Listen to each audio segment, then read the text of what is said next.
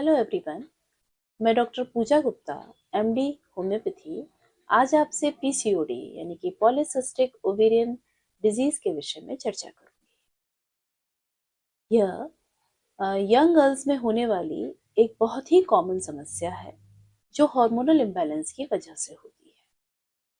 इस hormonal imbalance की वजह से उनमें पीरियड्स का टाइम पर ना होना, कभी कभी इतना लेट हो जाना कि 2-3 महीने तक भी पीरियड्स नहीं होते, और कुछ लड़कियों में पीरियड्स तो मंथली होते हैं पर ओवर ब्लीडिंग का इशू शुरू हो जाता है।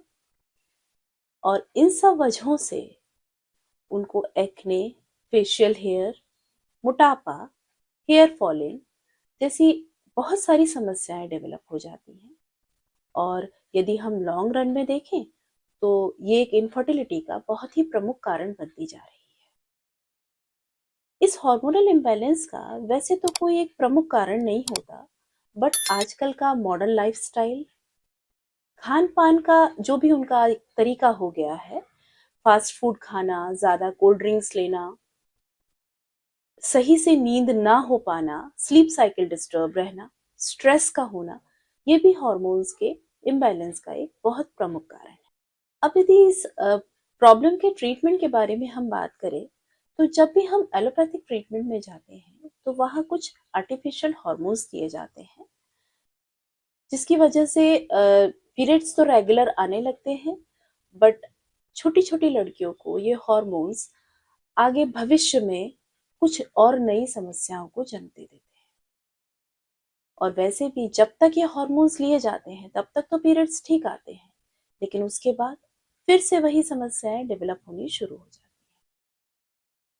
हैं। मैं पिछले 23 सालों से सिर्फ होम्योपैथिक ट्रीटमेंट से पीसीओडी के ऐसे हर उम्र के, हर तरह के सिम्टम्स के केसेस को डील कर चुकी हूँ। और अब वे सभी महिलाएं, लगभग सभी महिलाएं ठीक हैं और अपना सामान्य जीवन जी रही हैं।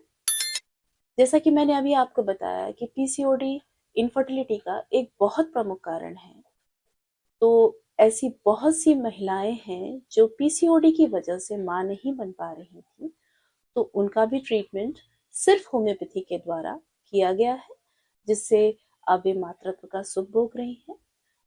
मैं इस बीमारी से जूझ रही सभी लड़कियों और महिलाओं को ये सलाह देना चाहती हूँ कि जीवन शैली में थोड़ा बदलाव करें, खान पान का विशेष ध्यान रखें और अपनी स्लीप साइकिल को मेंटेन करें, और बिना किसी साइड इफेक्ट के प्योर होम्योपैथिक ट्रीटमेंट से ही ट्रीटमेंट लें, और उससे पीसीओडी को आसानी से ठीक किया जा सकता है। पीसीओडी से ठीक किए हुए मेरे कुछ केसेस के वीडियोस आपको आगे लिंक में मिल जाएंगे।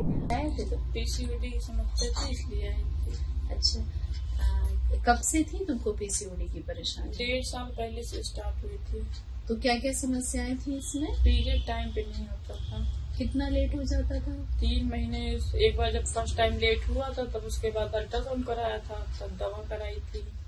अच्छा, तो 3 महीने ये जो लेट हो जाता था तो फिर अपीयर कैसे होता था बाद में? वो दवा जिनसे लेते थे डॉक्टर सुधा अग्रवाल से, उनसे लेते थे। उन्होंने इंजेक्शन और क्या कहते दवा के थ्रू हुआ था। अच्छा, इंजेक्शन से ही होता था पीरियड? अच्छा, ठीक है। तो यहाँ ट्रीटमेंट करते हुए कितना समय हो गया? 6 महीने, जुलाई के लास्ट से स्टार्ट किया था। जी जी जी। तो अब क्या स्थिति है? अब ठीक है, अब रेगुलर होता है टाइम पे। रेगुलर हो रहा है? हर महीने हो रहा है? Yes ma'am. ठीक, बिना किसी और अंग्रेजी दवा के आपका रेगुलर पीरियड हो रहा है। और अल्ट्रासाउंड क्या कह रहा है? अल्ट्रासाउंड भी सब ठीक है अल्ट्रासाउंड में। अच्छा, अभी आपने हाल ही में अल्ट्रासाउंड कराया है? तो उसमें कोई पीसीओडी का प्रॉब्लम नहीं है, एकदम सब ठीक है। चलिए ठीक है, आप अपने ट्रीटमेंट से खुश हैं? हाँ, ठीक हो गया, दोबारा ना करना पड़ेगा। Thank you.